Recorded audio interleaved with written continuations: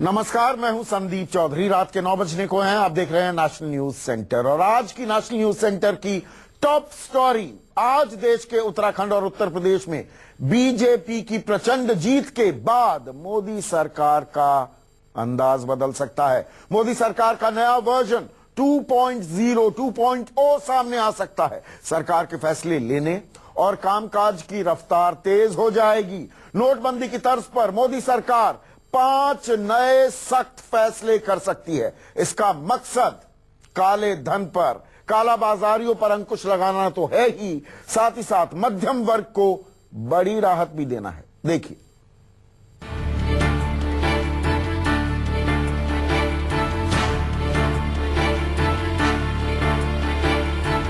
भ्रष्टाचारियों को अब लगेगा 5 का पंच। 2 नंबर की कमाई करने वालों का खेल खत्म समझो। नोटबंदी तो ट्रेलर था, सरकार अब बेईमानों को बर्बादी की पूरी पिक्चर दिखाने वाली है। आर पार के तेवर के साथ मोदी सरकार नए अवतार में नजर आएगी। 5 राज्यों के चुनाव को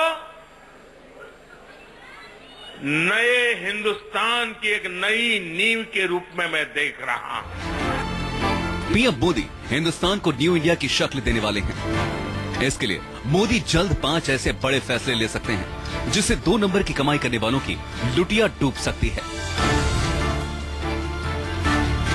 आने वाले दिनों में मोदी का सबसे सख्त कदम बेनामी संपत्ति के खिलाफ होगा। इसके लिए सख्त कानून पहले ही पास हो चुका है।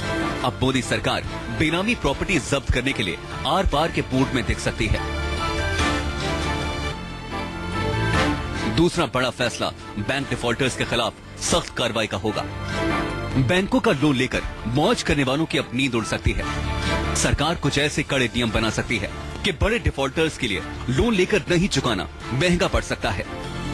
इसके लिए बैंक सुधार को लेकर छोटे बैंकों के मर्जर जैसे कदम उठाए जाने शुरू हो गए हैं। नोटबंदी के दौरान कई प्राइवेट बैंकों पर गड़बड़ी करने का शक है। सरकार ने तमाम बैंकों से सीसीटीवी फुटेज रखने को कहा था। इसकी जांच शुरू है। इसके आधार पर संदिग्धों की नकेल कसी जा सकती है। मोदी सरकार आने वाले दिनों में गोल्ड मोनेटाइजेशन स्कीम को और सख्त कर सकती है। ब्लैक मनी को सोना खरीद कर ठिकाने लगाने के सारे चोर दरवाजे बंद किए जा सकते हैं। सोने की खरीद और इसे घर में रखने को लेकर नई पाबंदियों का ऐलान हो सकता है। मोदी सरकार की नजर अपने फायदे के लिए महंगाई बढ़ाने वालों पर है, काला बाजारी करने वालों पर है। इन पर नकेल कसने के लिए कड़े फैसले का ऐलान हो सकता है। इन फैसलों के जरिए मोदी देश के गरीबों और मध्यम वर्ग के लोगों को बड़ी राहत देना चाहते हैं। ये मध्यम वर्ग पर जो बोझ रहता है और उसके कारण उसके पास क्षमता भी है, तेज गति से जाने के लिए उसको किसी की मदद जरूरत नहीं है।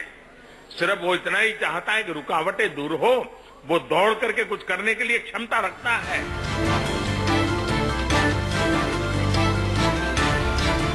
मनीष कुमार के साथ ब्यूरो रिपोर्ट, दिल्ली न्यूज़ 24।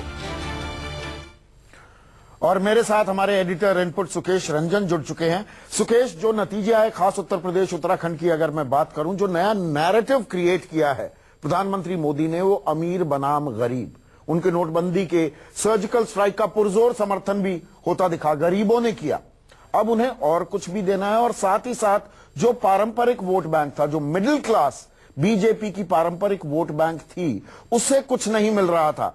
तो ये जो वर्जन 2.0 या 2.0 कहें, मैं इससे बढ़कर कहूं कि 3.0 वर्जन लेकर आ रहे हैं। गरीबों को भी खुश रखना चाहते हैं, लेकिन मिडिल क्लास जो मार खा रही थी, नोटबंदी की भी मार खाई, अब उनके लिए ये सौगात देने की कोशिश। नहीं, ठीक कह रहे हैं संदीप। आप इसको अगर कहें इकोनॉमिक मॉडर्नाइजेशन तो गलत नहीं होगा। आप प्रधानमंत्री के भाषणों को देखें, आप प्रधानमंत्री के कनेक्ट को देखें, तो यह साफ नजर आता है कि वो गरीबों के नेता तो हो गए हैं। आजकल जिस नेता को आप देखें तो वो प्रधानमंत्री को इसी रूप में परिभाषित कर रहा है। और प्रधानमंत्री ने भी जो दिखाया है, जो वोट उनको मिला है, तो ऐसा लगता है कि जो चस्पा करने की कोशिश की गई थी कि ये सूट बूट की सरकार है, उससे वो बाहर निकलना चाहते थे। और नतीजे अगर कोई पैमाना है तो उससे वो बाहर निकले हैं। लेकिन आप ठीक कह रहे हैं कि वो मिडिल क्लास जो उनका पारंपरिक वोटर है, 2014 को याद करिए, पूरा मिडिल क्लास वो उसने बिल्कुल थोक भाव से उनको वोट दिया था, उसको बहुत ज्यादा लाभ नहीं हुआ है। इस डिमोनेटाइजेशन के चक्कर में भी वो सबसे ज्यादा पिसा है। तो उसको क्या मिलने वाला है? गरीब लोगों को तो एक एस्पिरेशनल वैल्यू होती है उनकी कि चलिए अमीरों के पास पैसा था, वो चला गया, कल को मुझे मिलेगा। लेकिन मिडिल क्लास को कोई फौरी राहत नहीं मिली। और जब वो जीतने के बाद बीजेपी के दफ्तर में आए थे, उनके भाषण को सुनिए तो मिडिल क्लास के जो इश्यूज थे उसको एड्रेस करने की कोशिश की है। देखिए, अगर कायदे से देखा जाए तो 1-1.25 साल प्रधानमंत्री के पास है, करीब 2-3 साल पूरे होने वाले हैं और आखिरी वर्ष जो होता है वो चुनावी वर्ष होता है, आपको मालूम है।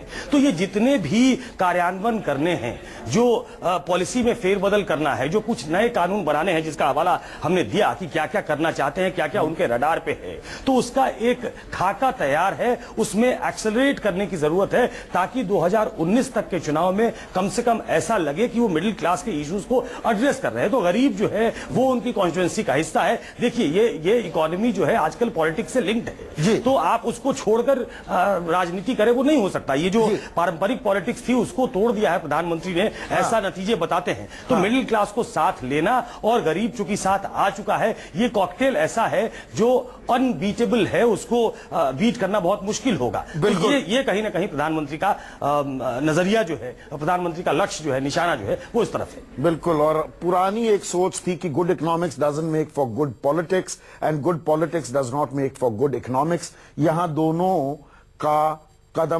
की कदम ताल करने की कोशिश, इसीलिए मैंने कहा 2.0 नहीं, ये हो सकता है मोदी का 3.0 वर्जन हो।